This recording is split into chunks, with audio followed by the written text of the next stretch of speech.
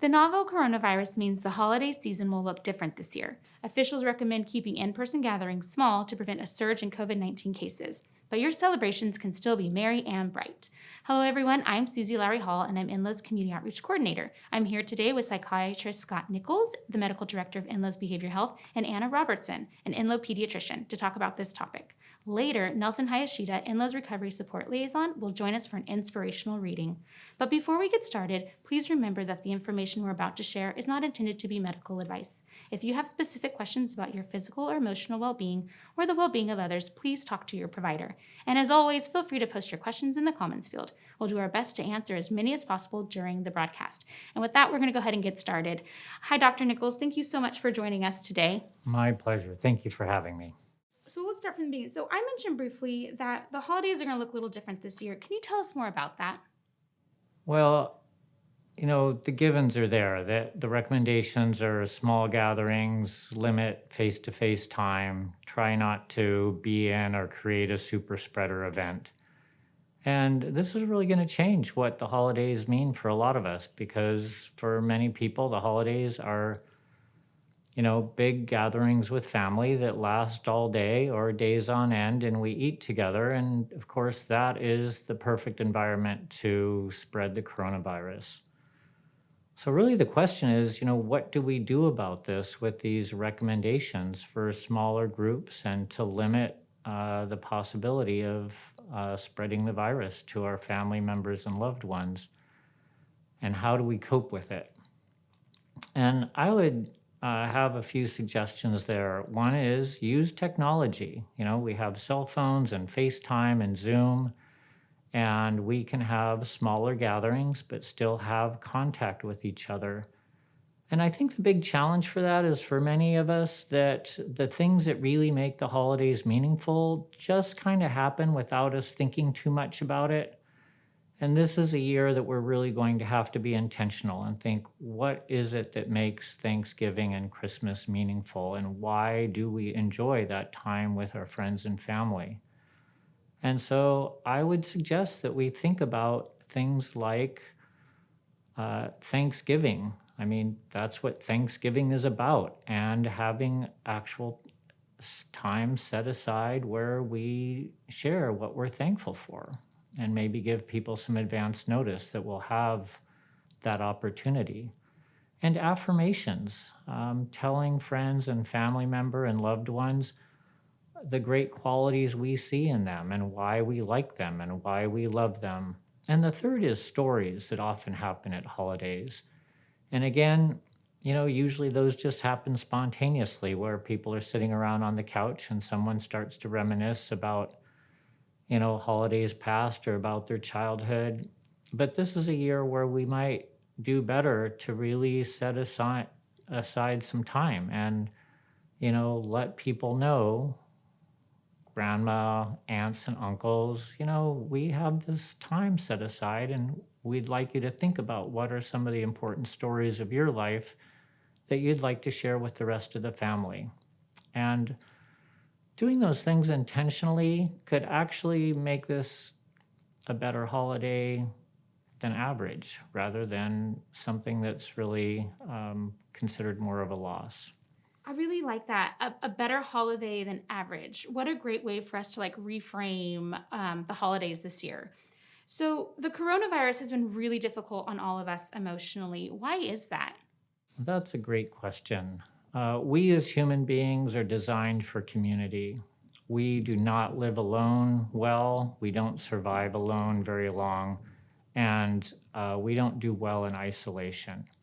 And, this has been a process of all of us learning. But, one thing I keep thinking about is we started off with this term, social distancing. But what we really mean is physical distancing. And social distancing gets confused with social isolation, and that's not what we need. So people need other people, they need touch, they need affirmation, they need to know they have community. And we have this hardwired sense that if we're not getting that, something's wrong. And that's part of what makes us survive as people and as species. We have this drive to be together, and and that helps us. So we need it. I love when you said that physical distancing is not social isolation. Will you expand on this subject for us? What would you recommend is okay for us to be safe and also still be human? Yes. So, as this pandemic has progressed, we've learned more about it. Um, this virus hangs out in the air, and that's probably the big way that it's spread. So being outside helps. But it is okay to hug someone. If you have a mask on and you're not hugging face to face, if you've got your shoulders overlapping. And I would say, the important thing about this with the coronavirus is think about the risk and the benefit. For parents hugging their kids, that's essential. And so the benefit is really high. And, um, giving your brother or sister a hug is great. Just don't have your faces lingering in each other as you're talking. Um, so it's okay to touch, it's okay to hug, it's okay to be together. And the more that's done outside, not in a confined space, the safer it will be. Oh, thank you. That's hopeful and that's exciting. So, next, I want to know what are some coping strategies that you can share with all of us that can be used if we're feeling stressed or down? One thing is to think about what normally helps us and see if we can do that. But, ones that help many people are exercise and being outside and turning our thoughts toward good things. It's easy in our day to focus on the dismal and what we've lost, but we have a lot. And, the first Thanksgiving was not a situation where people were in the wealthiest country in the world and all completely secure. I mean, they were being thankful for survival. And I think turning our attention to, what we have is a great coping skill. And sometimes just writing lists because our mind is occupied by something. And if we intentionally turn it toward what is good and praiseworthy and fortunate and beautiful and lovely, that will lift our spirits. I really love that you brought it back to the original Thanksgiving. I think that really helps reframe and remind us about how this all started and where we are today. So how can we deal with our big emotions? If we're struggling with some big emotions, how do we handle that? Well, I think this is a time to realize too, we all have our limits. Sometimes when I think about behavioral health issues, I compare it to other medical problems. And, if you think you might be having heart problems, you don't wait until you're dead before you seek help. If you think you're having behavioral health problems, if you're having trouble managing emotions or working productively or sleeping, or you're finding that you're getting irritable or thinking if this is the way life is going to be, let it be short, that's really the time to reach out, before something really bad happens. And one place we have in this area in Butte County is Enloe Behavioral Health, and that's a great place to start. Not everybody needs our help with an inpatient stay, but I will just say we have had a lot of teachers and professors and doctors and attorneys and business owners and executives who have found this time to be overwhelming and have been on our unit. So it's a place for people of all walks of life. And if you don't need that level of care, we can refer you to some place that can help you get the care you need to get back on a good path. You and I were here almost exactly a year ago reflecting on the campfire. And one of the things that we touched on was that we don't always see the struggle in ourselves. And so, what can our loved ones do to support us? That's a great question. I think expressions of care are a good place to start. I care about you, I love you, and I want you to do well. And then make an observation. It seems that you're struggling. And asking questions, how can I help? Or what would help? And then sometimes just making a suggestion. And the suggestion, I think, would be for them to reach out for help and encourage people that's it's an act of courage and it's an act of self-care to really reach out and get help when they need it.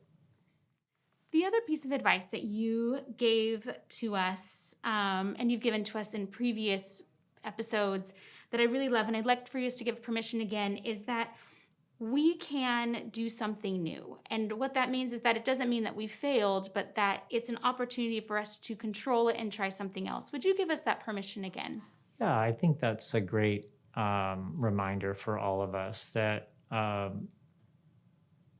we can try something, see if it works, and make adjustments, and that this is a learning process. So try something new for Thanksgiving and see how that goes. And then we can use that information for the next family gathering or the next weekend. And that's part of life, is that we make adjustments and move forward and try to make things better next time. This has all been such great information. Thank you again, Dr. Nichols. It's always such a pleasure having you with us. Our next guest is Dr. Robertson, and she's an Enloe pediatrician. Hi, Dr. Robertson. Hi, Susie. Thank you for having me. It's our pleasure. Thank you for joining us. The pandemic and these changes have also affected children and teens. Not being able to spend time with their family and their friends can be so hard. Can you share a little bit more about that? Yeah, for most of 2020, the coronavirus pandemic actually gave us a whole basket full of challenges for not just adults but children. While adults are having unprecedented economic challenges and social challenges and health challenges, kids, while we're all wrapped up in our adult problems, kids are kind of left in the shadows, and we seem to kind of overlook what they're going through. And the issue with kids too is that while they don't really have the problems to deal with that we do, they're seeing all the challenges that we're kind of encountering. So they can actually manifest their own stresses in a different kind of way. So for example, like little kids, well, let's start with just school. School is either canceled or going into Zoom classrooms or online learning. And that has a whole different set of challenges that we were kind of, as parents, were thrown into, and we were just not really fully prepared from not just a technological standpoint, but just also having to embrace the classroom through a screen. And if you have a child that has any kind of hyperactivity or attention deficit, or if they're on the spectrum in any way, that's a whole different ballgame that can actually be really difficult for a lot of children. So that's just one example. Other things is just the social isolation, the not being able to hang out with your friends. And that's very important for teenagers who crave social interaction with their peers so much. And they're naturally privacy seekers from their parents. So that, I think every age group, kid or not, is challenged by this whole entire pandemic. So Dr. Robertson, all I have to say is yes. I don't think there are too many people who are watching this today who aren't either living what you just described or who know someone close to them who are in this space. I would love for you to continue sharing more about what are the signs that parents should be looking out for that show that their children are struggling? Excellent question. I'd like to just paint in broad strokes here because children's mental health or evidence of toxic stress or stress that they just can't overcome, every child is different. And I always tell parents that you know your child better than anybody else because you spend your days with your child. You spend every day with your child. But in general, kids that have any kind of anxiety or depressive symptoms or any kind of distress, they will present with appetite, mood changes, sleep changes, developmental regression in younger kids, withdrawn behavior, emotional volatility, and that's in all age groups, including adults. And temper tantrums, you can see that, or just sudden, like teenagers actually are very slippery fish. I like to call them that because in times of stress, they kind of regress and they kind of retreat to their rooms, like that stereotypical keep out sign on their room door. That's very, very typical of a teenager. They just naturally seek privacy. So if you notice that your teenager's kind of like regressing a little bit more, they really just develop like even more privacy than they usually did, that's a sign that something might be wrong. So if you see any sudden changes or even gradual changes from what they were before, that's definitely a sign that something might be off. And get your children to talk, especially teenagers. A lot of times we want to just tell teenagers like, oh, you got to do this, you got to do that, because we've been through that, so we kind of want to help them out. But really, teenagers, it's better that they're listened to. And when you're listening to them, don't undermine what they're saying. Like if your teenager says, I'm sad, that's great that they're telling you that. But telling them like, oh, don't be sad is equivalent to telling someone with a broken arm, like, don't have a broken arm. It's not going to fix itself by saying that. So get them to talk more about what they're feeling, and that will actually help them trust you also and talk to you more. I love that. And I would love for you to speak more. I think you were just about ready to emerge on this topic. So how can kids stay connected? And how do we continue to support them through their struggle so that they can also survive the pandemic? Right. So remember back in the days before the coronavirus pandemic, pediatricians would say, oh, no screen time, 2 hours max per day. But really right now, technologies are saving grace. Without video chats, without Zoom, without Skype or FaceTime, I think we would all be completely isolated from one another. We'd be talking to each other from across the street, and that would be our only social contact. But this is where video chats with friends actually are encouraged, because that way they have the face-to-face and they have like the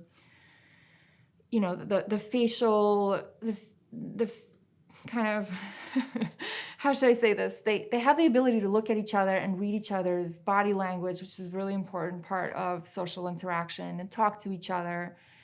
So I do encourage a lot of video chatting with friends and family. That way they don't lose out on the interaction.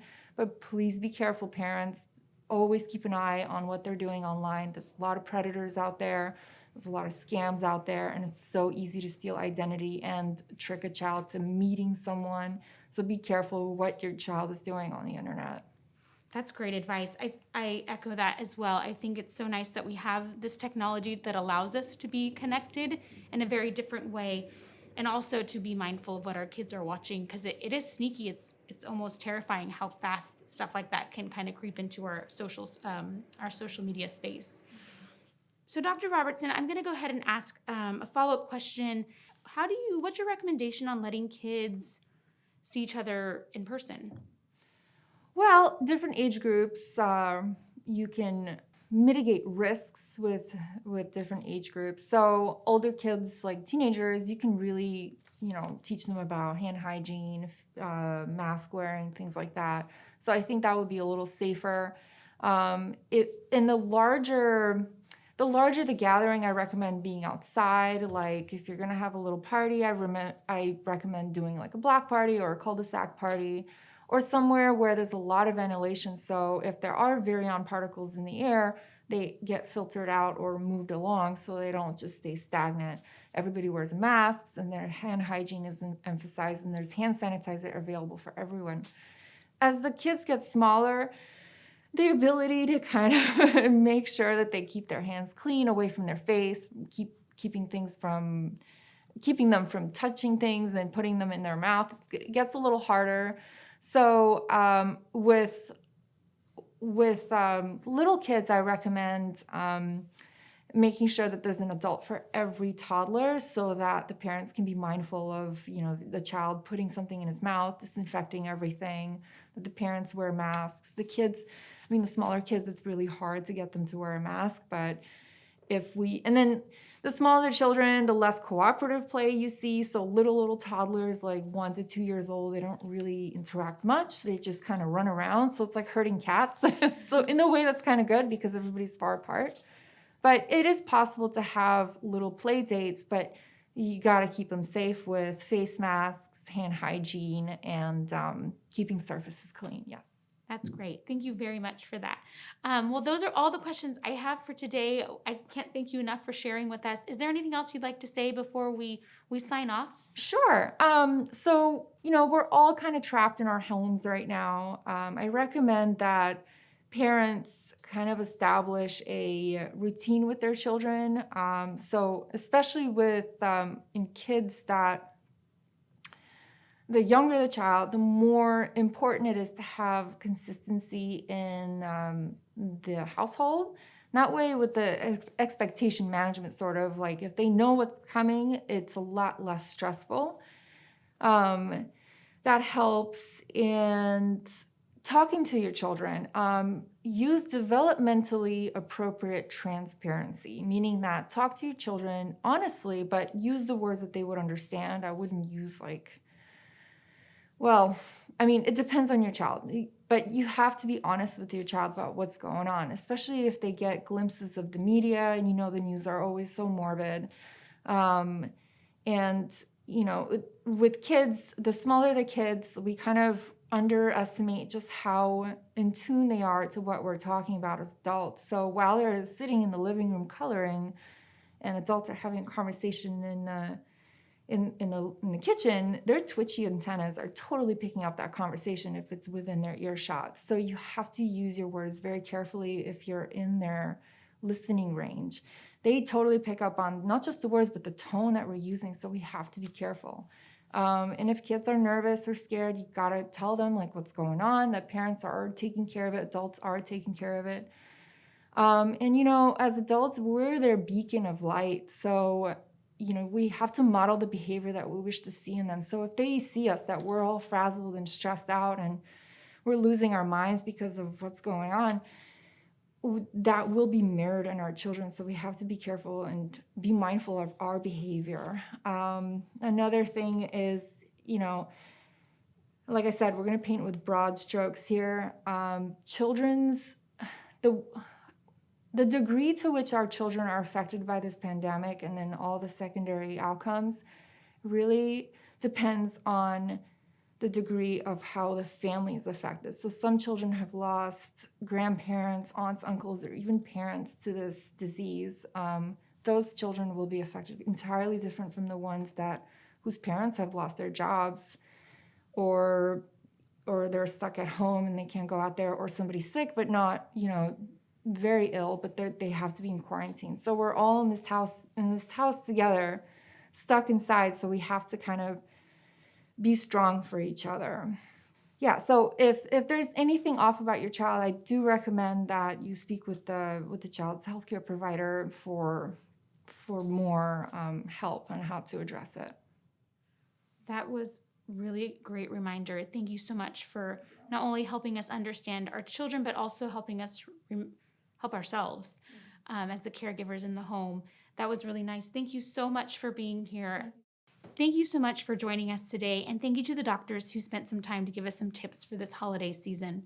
Enloe would like to invite you to join us to help kick off the season with our annual tree lighting event. This event will be virtual, and you can join us right here on Facebook or our Enloe YouTube channel.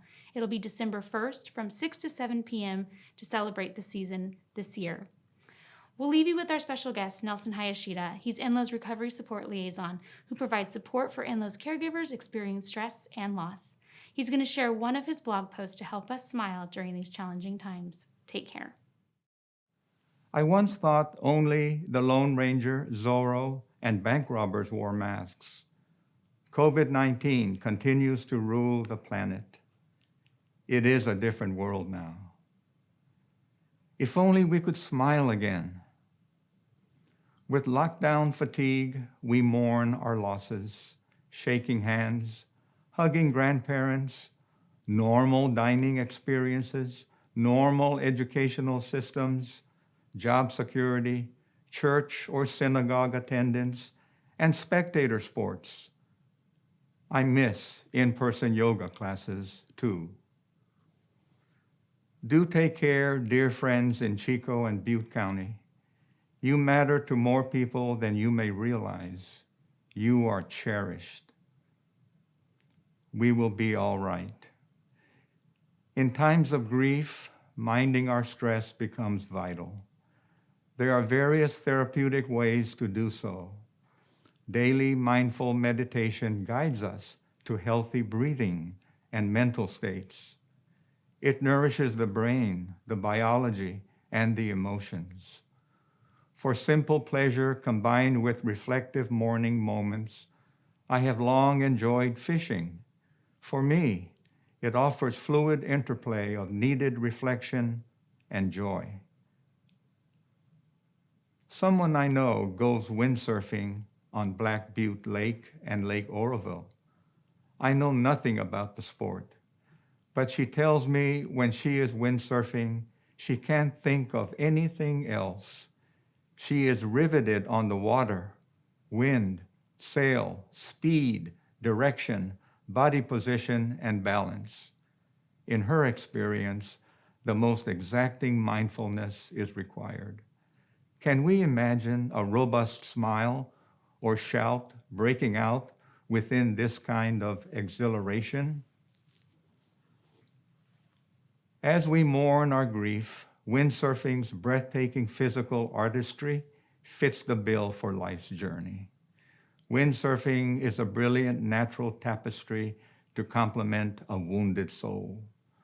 With mind and body, accompanied by water, wind, and sky, one can make her way through a rock and a hard place. A smile is golden in times like these.